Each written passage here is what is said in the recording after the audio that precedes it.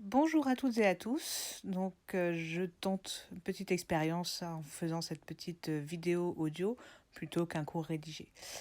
Donc, le chapitre d'histoire que nous allons commencer, c'est la Troisième République, un régime politique, une république parlementaire et un empire colonial. Donc, on verra les débuts de la colonisation sous la Troisième République. Donc, pour commencer, quelques petits rappels sur ce qu'on a vu depuis le début de l'année. Donc, dans le tout premier chapitre, la Révolution française, en 1789, elle met fin à la monarchie absolue. Donc, c'est une révolution qui permet un changement de régime. Ensuite, vous vous souvenez, on avait vu la prise des Tuileries le 10 août 1792. Dans quel contexte le roi refusait la monarchie constitutionnelle. Et ensuite, donc, il y avait également une guerre extérieure avec l'attaque des Prussiens, des Anglais, etc. Donc l'idée, c'est que là encore, c'est une guerre qui met fin à un régime. Donc 1789, une révolution, 1792, une guerre. 1804, donc Napoléon qui devient empereur et qui change encore une fois le régime politique de la France. Et comme on l'a vu, en 1815, donc une guerre, Napoléon perd la guerre et la France redevient une monarchie, c'était la Restauration. Donc une guerre change de nouveau le régime politique de la France. Donc, après la Restauration, on avait vu 1848, la Deuxième République, qui, elle encore une fois, naît après une révolution. Donc révolution, changement de régime. Donc le Second Empire, pour sa part, lui, naît après un coup d'État de Louis-Napoléon Bonaparte, qui prend le nom de Napoléon III. Et pour finir, juste avant notre chapitre, en 1870, donc Napoléon III déclare la guerre à la Prusse, perd cette guerre, et c'est là encore une fois une guerre qui met fin à un régime politique en France. Et on arrive au chapitre qui nous intéresse, 1870-1871, la Troisième République. Donc la Troisième République, nous sommes en 1870-1871. Donc c'est la guerre en France. L'Allemagne, enfin les Allemands, on n'appelle pas encore les Allemands, les Prussiens, ont envahi une bonne partie du territoire. Ils sont aux portes de Paris. Louis-Napoléon Bonaparte, Napoléon III, abdique. Et donc abdique, vous vous souvenez, il quitte le pouvoir. Et le 4 septembre 1870, donc ce sera une date importante à retenir, 4 septembre 1870, les députés proclament la République. Et que se passe-t-il à ce moment-là? Les Prussiens sont tout autour de Paris, ils assiègent la ville et ils font peur aux Parisiens. Le gouvernement, lui, s'est réfugié à Versailles. Donc, c'est pas très loin de Paris. Vous connaissez, aujourd'hui, avec le RER, on est très, très vite.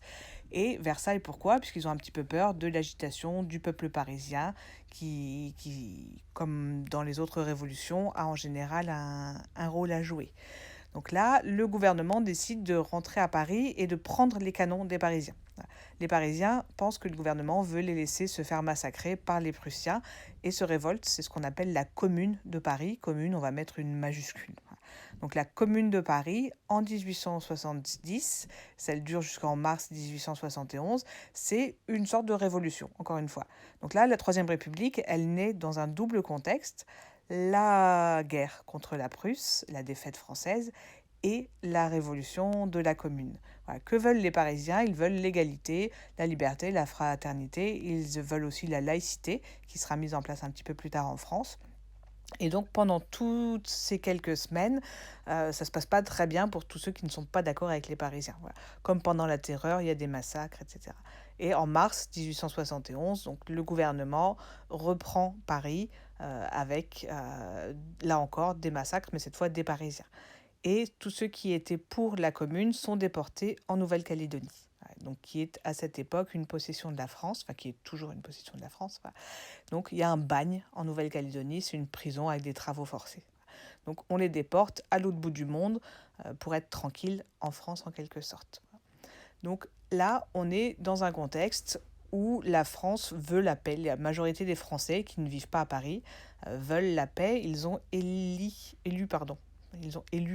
une assemblée nationale avec une majorité de députés qui sont monarchistes. Voilà. Ils aimeraient bien une restauration et voudraient mettre sur le trône un descendant de Louis XVI. Sauf que ça se passe pas très bien puisque le descendant de Louis XVI, c'est ce qu'on appelle le comte de Paris.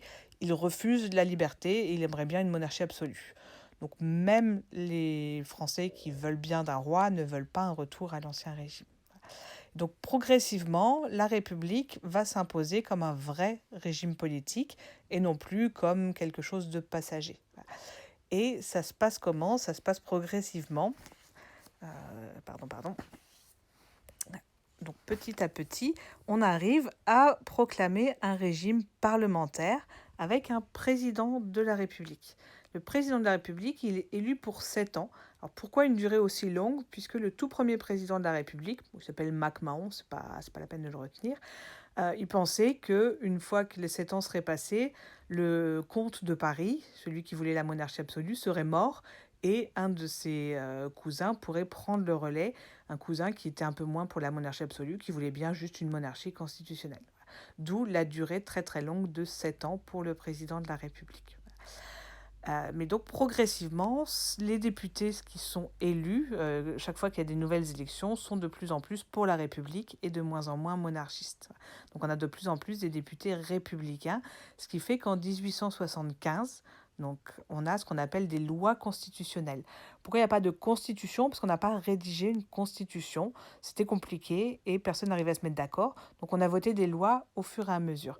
La première de ces lois, justement, elle crée le président de la République. Et ce mot de République est vraiment inscrit dans les lois. Elle crée aussi, ces lois de 1875, les lois constitutionnelles, un Sénat. Comme ça, il y a une deuxième chambre. Il y a la Chambre des députés qui est élue au suffrage universel masculin.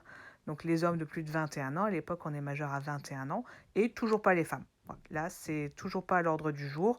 On considère que les femmes ne sont pas éduquées et qu'elles ne seraient pas capables de voter correctement. Donc le Sénat, c'est une chambre qui, elle, est élue par des grands électeurs, comme aujourd'hui, les députés, les maires, les délégués des conseils municipaux élisent le Sénat. Donc on estime que c'est une chambre où les sénateurs vont être un petit peu plus sages. De toute façon, ils sont plus âgés, ils doivent avoir au moins 35 ans, alors que pour être député, 23 ans suffisent. Donc les sénateurs, cette deuxième chambre pour équilibrer en quelque sorte les pouvoirs. Donc la Chambre des députés, le Sénat, c'est ce qu'on appelle le Parlement, c'est le pouvoir législatif. Les deux ont le pouvoir de renverser le gouvernement. Donc sur le schéma document 2, page 94, si vous avez le livre à portée de main, c'est écrit que le Sénat et la Chambre des députés contrôlent le Conseil. Donc le Conseil, c'est le gouvernement, ça veut dire qu'ils peuvent le renverser. Donc ils peuvent voter ce qu'on appelle une motion de censure. Ils peuvent dire qu'ils veulent changer de gouvernement. Donc le Conseil, il est composé d'un président du Conseil et de plusieurs ministres. Le président du Conseil, c'est le chef du gouvernement. Aujourd'hui, dans la Ve République, il a un autre nom, il s'appelle Premier ministre. Mais c'est la même fonction. Donc il préside le Conseil, il préside le gouvernement. Et donc, le président de la République, juste pour être complète, il est élu par le Sénat et par la Chambre des députés. Et le président de la République, il peut dissoudre la Chambre des députés avec l'accord du Sénat. Mais bon, il va le faire une seule fois. Donc ça, c'est justement le président de la République. Il le fait une seule fois, il le fait en 1877, puisqu'il y a un conflit avec le président du Conseil. Et donc, il veut, en dissolvant la Chambre, avoir des députés qui soient plus d'accord avec lui. Sauf que ça ne marche pas, et il a une majorité de députés qui sont contre lui. Donc le président décide à ce moment-là, on est en 1879, de démissionner. Donc c'est le document page 88. On est le 14 juillet 1880, donc on est 10 ans après la proclamation de la République, et on inaugure donc un monument à la République. Donc on voit sur cette image les symboles de la France républicaine, donc des drapeaux français en grand nombre. On voit également le peuple qui est assemblé avec des personnes plus riches, donc de la bourgeoisie. On voit des personnages un petit peu plus pauvres. Donc on voit la fraternité. Et bien sûr, on est le 14 juillet, donc ça commémore le 14 juillet 1790, la fête de la Fédération. Donc on est à ce moment-là dans les symboles de la République et on peut imaginer que les soldats qui défilent au nom de la Marseillaise qui peut être également jouée par tous ces musiciens. Donc on a là les symboles de la République, la Marseillaise, le 14 juillet comme fête nationale et le drapeau tricolore. Donc en 1880, on voit lors de cette fête que la République est acclamée par une foule en liesse, donc une foule très très réjouie qui fête ce 14 juillet. Donc ce qui va être intéressant d'étudier, c'est comment les valeurs de la République, liberté, égalité, fraternité, se diffusent dans la société et comment la majorité des Français devient républicaine, c'est-à-dire accepte la République comme régime politique et n'imagine pas revenir en arrière. Voilà. Juste une précision sur ce document, on voit que c'est écrit Pax, donc la paix en latin. L'idée, c'était de montrer au monde entier que la République française pouvait être un régime pacifique, puisque en 1792, la République française avait fait la guerre à toute l'Europe. Donc là, il fallait montrer aux voisins qu'on pouvait être une république et être un pays pacifique qui ne faisait pas la guerre à la terre entière. On verra qu'avec la colonisation, on fait la guerre, mais à d'autres pays que l'Europe. Donc l'Allemagne et l'Angleterre sont tout à fait d'accord avec la colonisation.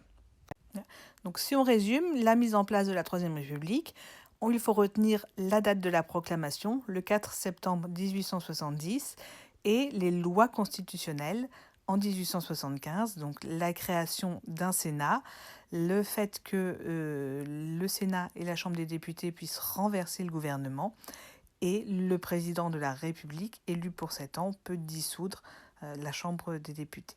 Donc on est en 1875.